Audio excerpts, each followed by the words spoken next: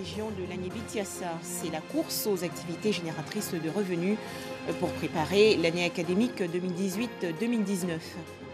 Enfin, la rougeole sévit en Europe.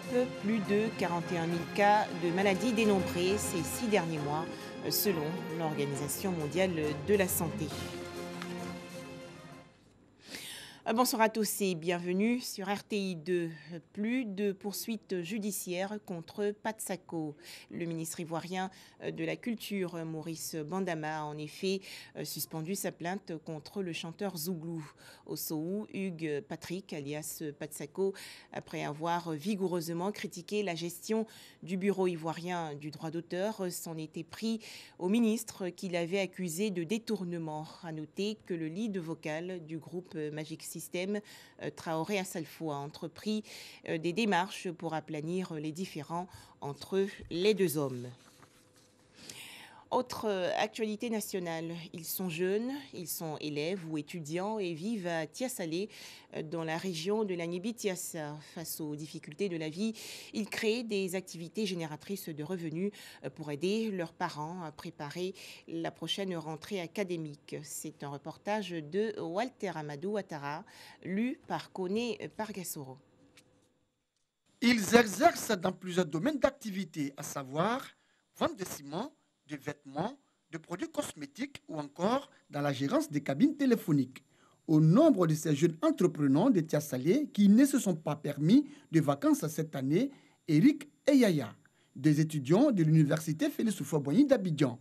L'un est gérant de cabines téléphoniques et l'autre vendeur dans un magasin de ciment. Leur objectif commun, gagner sainement de l'argent. De l'université, je me retrouve là. On ne peut pas rester là à croiser les bras, à attendre que tout nous tombe du ciel. On passe ces vacances-là en gérant des cabines pour pouvoir se prendre en charge. Lorsqu'on regarde même dans le programme même de l'école, on voit le coût d'entrepreneuriat. Ce coût, on le donne pour dire à tous les jeunes, l'État ne peut pas embaucher tout le monde. Dans cette perspective-là que moi je me suis mis au travail, chaque vacances, lorsque j'arrive, vu l'honnêteté, le bon travail que je fais, je travaille dans ce magasin pour pouvoir avoir juste un peu d'argent pour mes inscriptions à l'université de Cocody. Concernant mon salaire, je suis fier parce qu'ils me payent bien. Ici, il n'y a pas que des étudiants dans cette situation. Connaissant l'importance des vacances, Yeli est une jeune fille déscolarisée qui n'a pas bénéficié de cours en entrepreneuriat. Pourtant, dans ce désir de se prendre en charge, elle ne baisse pas les bras. Yeli propose plusieurs services dans son modeste commerce, mais prétend que les activités ne sont pas actuellement productives à cause des grandes vacances scolaires.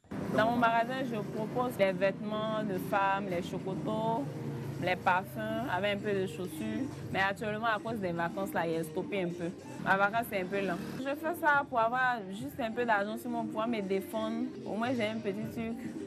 Je peux compter sur ça pour pouvoir assumer mes besoins. Pour ces jeunes filles et garçons de Tiassalé, les vacances scolaires ne signifient pas absolument repos total. L'oisiveté étant mère de tous les vices. À quelques semaines de la fin des vacances scolaires, la vie suit donc son cours habituel. Étudiants ou déscolarisés, il faut travailler pour s'assumer. C'est visiblement un choix. Revenons sur ce drame survenu à Divo, dans la région sud-ouest du pays. Des membres d'une famille, 7 personnes, ont péri dans l'incendie de leur maison au quartier Konankro. On en parle avec Herman Niamia. Au quartier château de Konankro à Divo, les populations sont encore sous le choc. 7 personnes d'une même famille ont péri dans un incendie. Les voisins sortis nombreux à 3 h du matin pour apporter secours aux sinistrés n'ont pu rien faire. Quand ma voisine, là, je suis couché, il ne dormait pas, qui dit après le vieux va dégager ses voitures. Je dis mais il y a quoi sur nos voitures? Donc je sors immédiatement, je regarde nos voitures, il n'y a pas fumée, il n'y a rien. Donc, mais chez lui là-bas, je vois attroupement et puis du feu. La fumée qui a pris toute la cour là-bas. Donc on s'y est rendu, il y avait déjà des gens là-bas et les gens frappaient à la porte. Je dis mais s'il y a des gens dedans, où est-ce qu'il n'a pas voyagé? On dit non, il est dedans. Il dit mais comment vous dites il est dedans? Puis on frappe, on ne dit pas. On dit ils sont dedans. Les gens frappent. Nous tous on dit bon, arrosons. Tout le monde, chacun a porté son seau d'eau pour arroser. Ils ont arrosé, ils ont arrosé, ils ont arrosé. Les jeunes ont commencé à casser les fenêtres. La lumière d'un portable, il découvre dans la fenêtre qu'il y a un corps. 3 heures du matin. Couper 10 ans, sauter 12 ans, sauter 12 ans, il y a quoi? Il sort, ouais, il fait. Ça a pris en même temps, en haut. On n'a pas attendu cri. Vous voyez chez moi, voyez ici. Il n'y a pas cri. Jusqu'à 5 heures du matin. Il n'y a eu aucun survivant. Le chef de famille Yves Bailly, un professeur des sciences de la vie et de la terre au lycée 1 de Divo, ses 4 enfants et ses 2 protégés sont tous morts asphyxiés. Ayant eu écho de ce drame, la ministre de la Solidarité, de la Cohésion sociale et de la lutte contre la pauvreté a dépêché sur les lieux certains de ses collaborateurs pour apporter la compassion du gouvernement à la famille éplorée. En l'absence d'un membre de la famille, c'est le secrétaire général de l'association des BT de Dalois vivant à Divo qui a accueilli la délégation. Nous sommes rendus au domicile du défunt. Nous avons constaté que tout a brûlé. Dans ce cas de figure, on se perd en conjecture. Aucun survivant pour nous donner les indices du départ du feu. Est-ce que c'est un incendie criminel? Est-ce que c'est un court-circuit? Est-ce que c'est une bouteille de gaz qui a pris feu? Bon, lui-même, il fume. Est-ce que c'est un mégot de cigarette? Vraiment, on se perd en conjecture. Nous venons de visiter la maison. Un point nous avait été déjà fait avant notre arrivée ici. Et c'est vraiment désolant ce que nous venons de voir, c'est triste. Donc c'est un gros coup. Nous ne pouvons que nous soumettre à la volonté divine en pareille situation. Et vraiment tout l'État de Côte d'Ivoire est avec la famille éplorée. Nous, malheureusement, elle n'est pas encore en place. Après l'incendie de Grand Bassam qui a fait 9 morts dans une maison en juillet dernier, ce drame de Divo porte à 2 en un mois le nombre d'incendies de domicile. Est-ce un acte criminel ou un accident? En tout cas, les populations sont inquiètes. L'enquête diligentée par la police de Divo nous situera sur les circonstances réelles de cet incendie de trop. Un village d'Adjaoui, dans la commune de Port-Boué, l'école primaire publique a été réhabilitée à hauteur de 6 millions de francs CFA. C'est une initiative de l'organisation non gouvernementale Agir pour le développement. Objectif, permettre aux petits écoliers d'étudier dans de bonnes conditions. Les précisions de Noussangaré. Plafond en lambeaux et troué par endroits, toiture en déconfiture, absence de latrines, insuffisance de table-banc, salle de classe mal entretenue. C'est le triste décor que présentait l'école primaire publique du village d'Adjaoui Koubé 1 dans la commune de Port-Boué. Cela fait près de 10 ans. L'état dans lequel se trouvait l'établissement était un délabrement vraiment criard. Quelquefois, même quand il pleut, il est difficile aux enseignants de donner des cours. On a même oublié de suspendre des cours. Nos élèves avaient vraiment des problèmes de table-banc. Parfois, ils s'asseyaient à 3, à 4.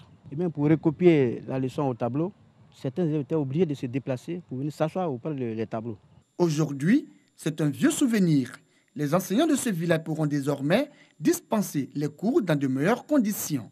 L'école primaire publique d'Adjaoui présente un nouveau visage après un mois de réhabilitation. Le projet répond à 2 objectifs. La première des choses, lutter contre les maladies infantiles dues au manque d'hygiène. Et la deuxième chose, donner de la motivation, augmenter le rendement scolaire des enfants. Nous pouvons dire que l'objectif est atteint. Quand nous voyons l'engouement, quand nous voyons l'état de l'école. C'est un sentiment de joie. Aujourd'hui, ils ont réhabilité en moins d'1 mois tous ces locaux de 6 classes pour nous encourager à aimer les enfants, à encourager les enfants à l'instruction, à l'éducation, à la connaissance. C'est ça qui va déterminer le développement du pays. Une réhabilitation rendue possible grâce à l'appui financier d'une organisation européenne. Nous avons donné des cours d'alphabétisation dans l'école que nous sommes maintenant et nous avons constaté que l'état de l'école est vraiment dégradé et afin d'améliorer les conditions de scolarité de ces enfants, nous avons décidé de mettre en place ce projet de réhabilitation de l'école. L'école primaire publique d'Adjaoui est constituée de 6 salles de classe et accueille plus de 600 élèves. La présidentielle au Zimbabwe, la Cour constitutionnelle va rendre son verdict demain, vendredi, sur le recours déposé par l'opposition. La décision des juges pourrait confirmer les résultats, les invalider, appeler à un nouveau scrutin ou carrément ordonner de recompter les voix. Direction à présent Ouagbo, dans le sud du Bénin. Cette ville s'investit dans la protection de l'environnement. Elle a ainsi opté pour le biogaz. C'est un combustible produit par la fermentation des matières organiques ou végétales. Ces ordures valent de l'or au Bénin. La Fondation Rubin transforme chaque semaine 6 tonnes de déchets organiques en biogaz. On demande aux ménages, aux familles, aux institutionnels de nous apporter leurs déchets, surtout du déchet organique, ce qu'on appelle le déchet solide ménager, et ils se voient rémunérés. Les déchets ne sont plus de casse-tête, ne sont plus de problèmes, mais les déchets, c'est une opportunité. Comme j'aime bien le dire, les ordures, c'est de l'ordure. Le biogaz produit est utilisé par les habitants comme combustible à la place du bois. On produit du biogaz, on produit du compost, on produit de l'effluent. Tout ça, ça fonctionne avec de l'énergie solaire. On a une distribution d'eau potable, on a de la pisciculture. Donc c'est une vraie économie en fait qui sert la société et qui en fait prend soin de son environnement. Objectif de la Fondation, dupliquer ce centre dans 77 communes du Bénin. Voilà des précisions de Koné Pargassoro. À Madagascar, l'élection présidentielle aura lieu les 7 novembre et 19 décembre prochains. 36 candidatures, dont celle du président sortant Eri Rajao, ont été retenues par la Haute Cour constitutionnelle. Une attaque au couteau a eu lieu ce matin à Trappes, dans la région centre-nord de la France. Un homme a tué sa mère et sa sœur et fait 2 autres blessés. À noter que l'assaillant a trouvé la mort lors de l'intervention des forces de l'ordre. L'organisation État islamique a rapidement revendiqué cette offensive. Enfin, alerte en Europe, plusieurs pays, dont la France, sont touchés par la rougeole. Plus de 41 000 cas de maladie et 37 décès ont été recensés ces 6 derniers mois, selon l'Organisation mondiale de la santé. Les explications de Christiane Kogbi et Ami Koulibaly. Plus de 41 000 enfants et adultes en Europe ont contracté la rougeole ces 6 premiers mois de 2018 et au moins 37 personnes en sont décédées. Le nombre de cas de ce premier semestre représente près du double du nombre total de cas de l'année 2017, 23 927 cas. 7 pays dépassent le seuil de 1000 infections et déplorent des décès. La France, la Géorgie, la Grèce, la Fédération de Russie, la Serbie, l'Ukraine et l'Italie, dont le gouvernement vient de reporter d'1 an l'entrée en vigueur de l'obligation vaccinale à 2019. Avec 23 000 cas, l'Ukraine à elle seule concentre plus de la moitié du nombre total d'infections. La Serbie recense le plus de décès, 14. La rougeole a tué en France 3 personnes en 2018. L'OMS tire la sonnette d'alarme. Selon la commission de vérification de l'élimination de la rougeole et de la rubéole pour la région Europe, 43 des 53 pays membres ont arrêté la transmission endémique de la rougeole et 42 l'ont interrompue pour la rubéole en 2017. Mais ces résultats sont fragiles. La couverture et la surveillance vaccinale restent défaillantes dans plusieurs pays et les chaînes de transmission peuvent subsister plus d'1 an après l'arrêt de la transmission endémique. Pour prévenir les épidémies de rougeole, le taux de couverture vaccinale avec 2 doses doit atteindre au moins 95%.